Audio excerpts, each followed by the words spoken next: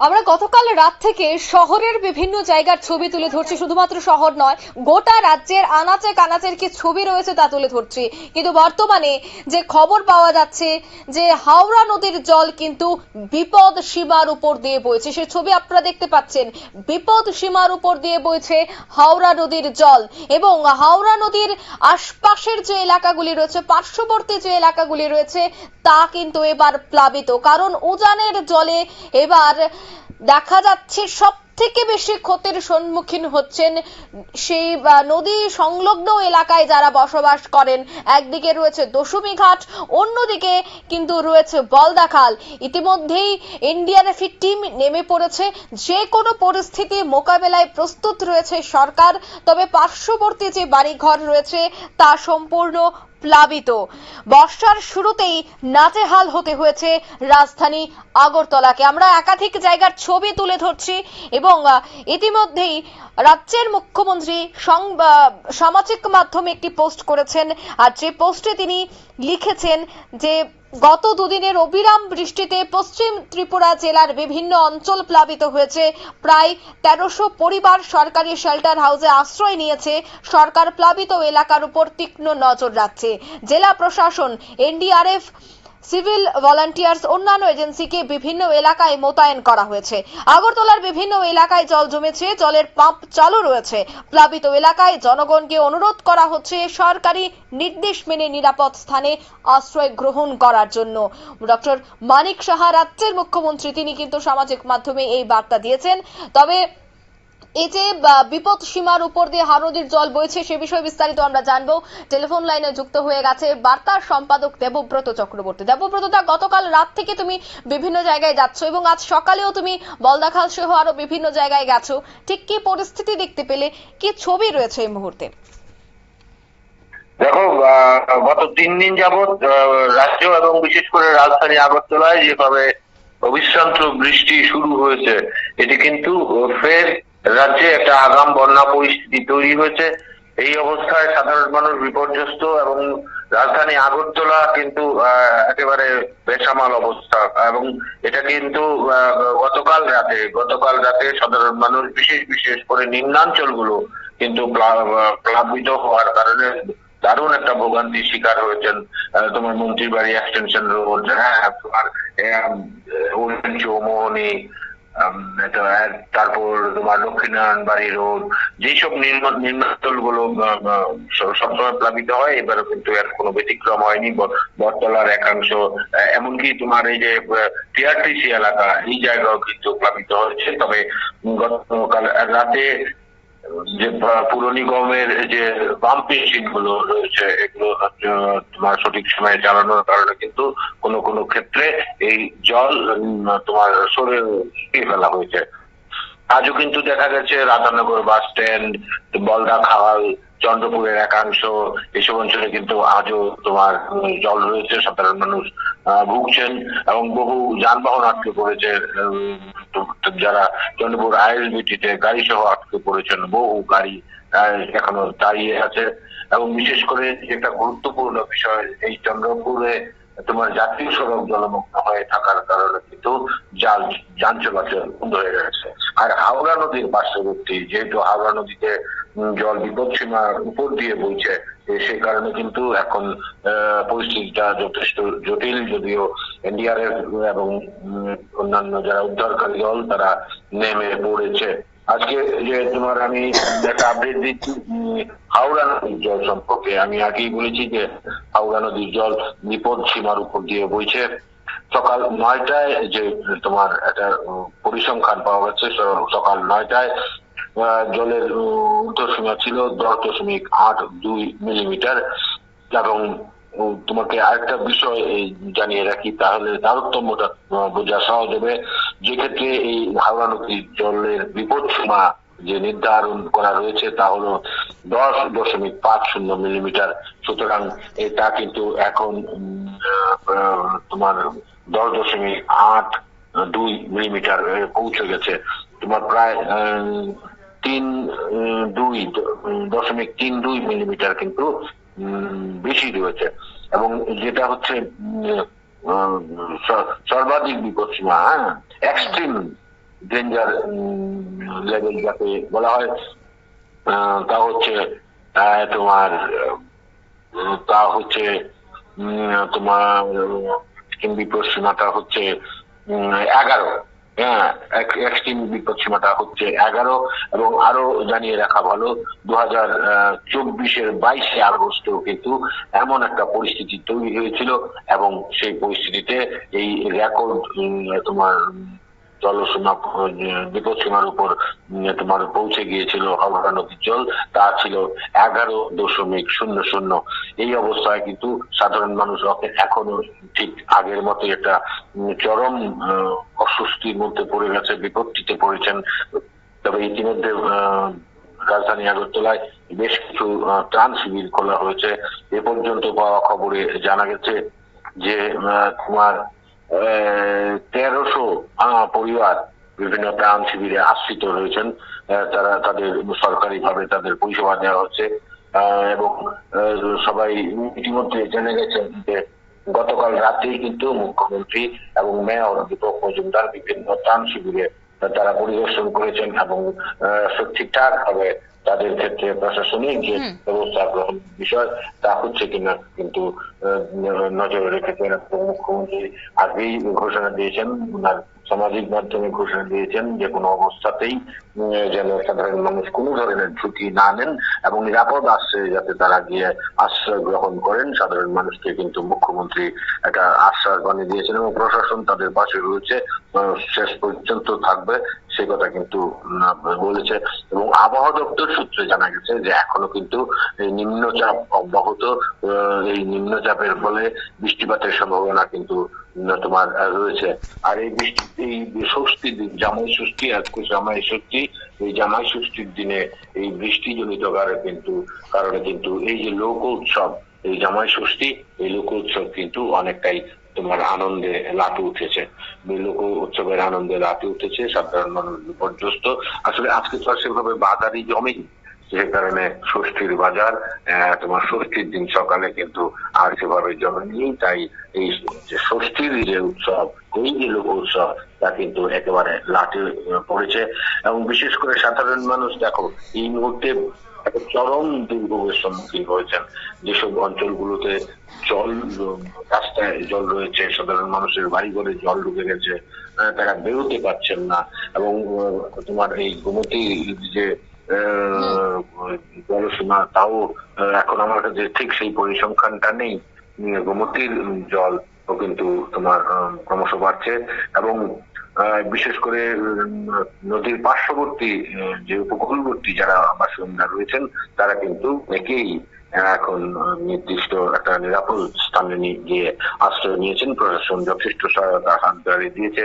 তবে একটা কথা কি, শুধু প্রশাসনকে কিন্তু এক্ষেত্রে তোমার সক্রিয় হলে চলবে না। সাধারণ মানুষ, বিভিন্ন সামাজিক সংগঠন যারা এইসব ধরনের কাজে অভ্যস্ত, তাদের কিন্তু এগিয়ে আসা উচিত। আসলে একটা বিপর্যস্ত পরিস্থিতি তৈরি হয়েছে, এখনো কিন্তু বৃষ্টি রয়েছে এবং সেই বৃষ্টি সম্ভবত আরো 2-1 দিন থাকার সম্ভাবনা রয়েছে বলে ইতিমধ্যে আবহাওয়া দপ্তর সূত্রে জানানো হয়েছে। এই অবস্থায় একটা জিনিস কিন্তু স্পষ্ট বলা যায়। হ্যাঁ, কিছু বলছিলে? ঠিক কি বলছিলেন? না, আসলে এই মুহূর্তে যে একটা অবস্থা, সাধারণ মানুষকে কিন্তু ধৈর্য সহকারে প্রশাসনের সঙ্গে সহমত পোষণ করে চলতে হবে এবং সরকারি যে নির্দেশগুলো রয়েছে সেগুলো যথাযথ পালন করতে হবে। অঙ্কিতা, ধন্যবাদ তোমাকে। অর্থাৎ পার্শ্ববর্তী যে বাড়ি ঘর রয়েছে তা সম্পূর্ণ কিন্তু প্লাবিত এবং এই বিষয়টার উপর যথেষ্ট নজর রাখছে প্রশাসন।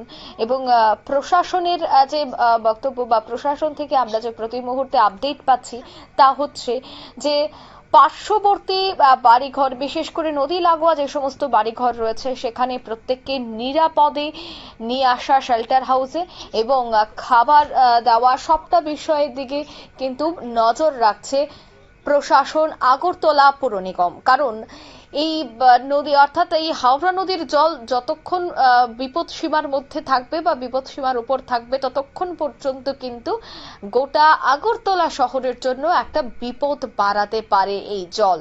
তাই সেক্ষেত্রে আশপাশের এলাকাগুলিকে আমাদের সাথে এই মুহূর্তে টেলিফোন লাইনে যুক্ত হয়ে গেছে সমাজকর্মী শ্যামল কুমার দেব। শ্যামলবাবু, শোনা যাচ্ছে?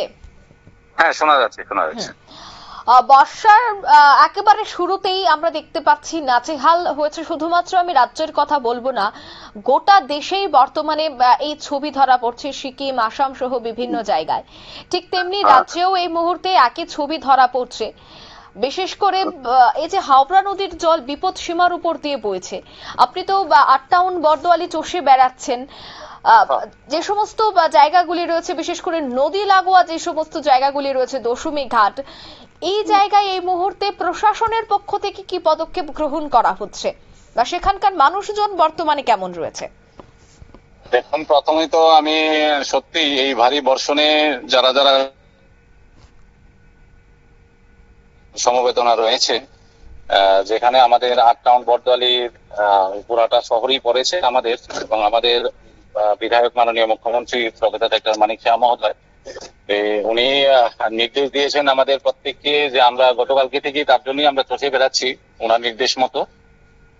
সেই জায়গাতে আমরা ক্ষতিগ্রস্ত এলাকা বিশেষভাবে এখন যেখানে দেখা যাচ্ছে সেটা হচ্ছে আমাদের টাউন এলাকাটাতেই সবচেয়ে বেশি, এবং নদীর পাড়ে আমাদের 49 বুথ বাঁশবাজারের সাইডটা আছে, আপনজনের সাইডটা রয়েছে, তারপরে আমাদের বিবেকানন্দ স্কুলের পেছন সাইডটা রয়েছে, এবং কালীটিলা ওই অঞ্চলগুলি রয়েছে, এবং জয়নগরের কিছু অঞ্চল মারাত্মকভাবে ক্ষতি হয়েছে, যেগুলি আমাদের কিছুটা স্লাম এলাকা রয়েছে সেইগুলা রয়েছে।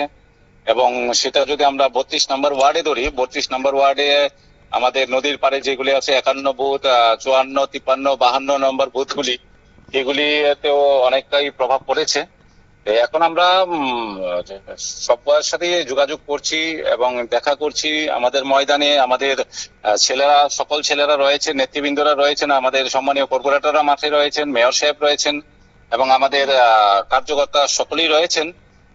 আমরা অলরেডি গতকালকে বলেছিলাম যে আমরা কিছুটা প্রস্তুতি আগে থেকেই নিয়ে রেখেছি। এদিকে সদর এসডিএম সাহেবও আমার সাথে রেগুলার যোগাযোগ রাখছেন। উনিও আমাদেরকে যেখানে যেখানে আমাদের ভোটের প্রয়োজন হয়েছে, বিশেষ করে আমাদের মোটর স্ট্যান্ডের একটা সাইডে গতকালকেই প্রয়োজন হয়েছিল, সেখানেও আমরা ভোট পাঠিয়েছি, উনি আমাদের কথা শুনে পাঠিয়েছিলেন।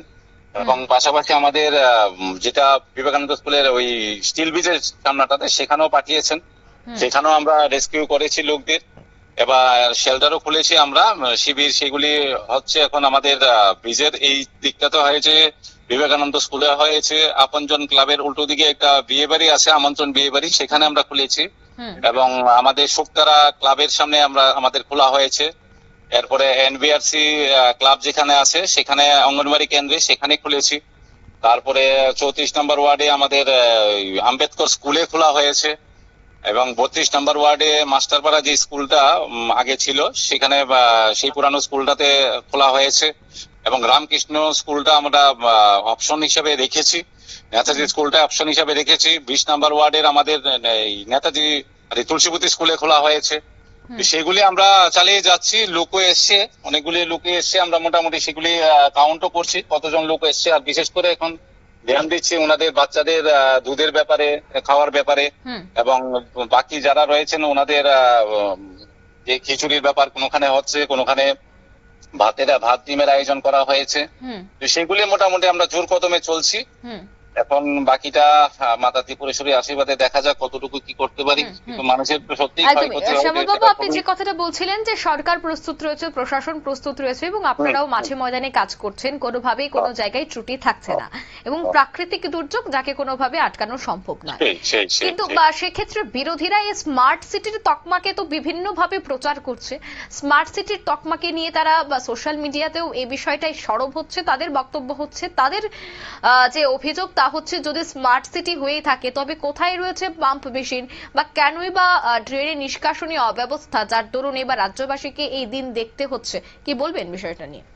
দেখুন, আমি প্রথমে বিরোধীদের কথা যদি বলেন তাহলে প্রথমে আমি বলবো যে সিপিআইএম এর কথা বলে তো লাভই নেই, কারণ আপনারাও দেখেছেন যে মাওবাদ আর মার্ক্সবাদ নিয়ে এখন কি হয়েছে। মাওবাদীদের ওনারা কাস্তি হাতুড়ি তারা নিয়ে মাওবাদীরা মানুষকে মারছে, একদিকে জঙ্গলে মানুষের মারার রাজনীতি করছে, আর শহরের মধ্যে কাস্তি হাতুড়ি তারা সিম্বল নিয়ে ওরা ওই বড় বড় জ্ঞানের কথা বলছে।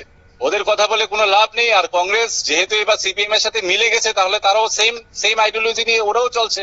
আপনারা সকলেই দেখতে পাচ্ছেন যে যেভাবে আগে জলগুলি জমতো, শহরের ভিতরে যেভাবে জল জমতো সেইভাবে মানে পরিষ্কার করতে অনেক দেরি হতো, কিন্তু এখন কিন্তু আমাদের মাননীয় মুখ্যমন্ত্রী এবং আমাদের মেয়র সাহেবের জুটি তারা মিলে কিন্তু এত দ্রুত পাম্প দিয়ে জলগুলি সারাই করছে, জল বের করছে, যে মানুষ অ্যাটলিস্ট মানে কিছুক্ষণ 2-3 ঘন্টা পর পরই কিন্তু রাস্তা খালি পাচ্ছে, অ্যাটলিস্ট যাতায়াত করতে পারছে, ভিতরে আমরা ঢুকতে পারছি। তো ওরা বিরোধীদের কাছে কোনো রকম ইস্যু নেই, কোনো কিছু নেই, আর ওদের বলার তো অধিকারই নেই। যেখানে তারা মানুষের পাশে থাকে না, মানুষের সাথে থাকে না, শুধুমাত্র সর্বদা বসে থাকে কিভাবে রুলিং পার্টিকে কিভাবে আঘাত করবে। যেভাবে সরকার সহায়তা করছে, কোথায় প্রশংসা করবে? মেয়র সাহেব দিন রাত খেটে চলছেন, আমাদের মুখ্যমন্ত্রী দিন রাত খেটে চলছেন, সেগুলো ওনাদের চোখে পড়ছে না। রাস্তাতে জল খুব তাড়াতাড়ি নেমে যাচ্ছে, সেগুলো ওনাদের চোখে পড়ছে না।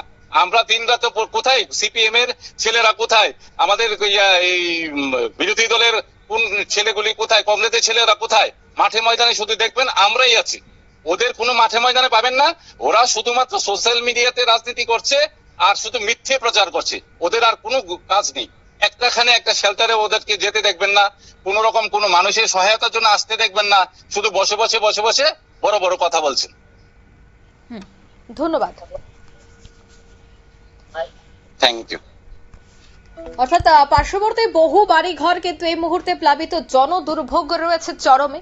তবে এই বর্ষার শুরুতেই যখন নাজেহাল হতে হয়েছে রাজ্যবাসী আগরতলাকে, সে জায়গায় প্রশাসন এবং যারাই পৌর নিগমের কর্তারা রয়েছেন তাদের বক্তব্য হচ্ছে যে প্রশাসন এই বিষয়টার দিকে নজর রাখছে এবং কোন বিষয়ের বর্তমানে চাহিদা রয়েছে সবটার দিকেই কিন্তু প্রশাসনের নজর রয়েছে। বিশেষ করে ছোট্ট বাচ্চাদের দুধ থেকে শুরু করে বড়দের ভাত ডিমের ব্যবস্থা করা সবটাই প্রশাসন করছে, সবটাই করছে আগরতলা পৌর নিগম। কিন্তু বিরোধীদের যে অভিযোগ তা হচ্ছে ড্রেনের নিষ্কাশনী ব্যবস্থায় চরম গাফিলতি।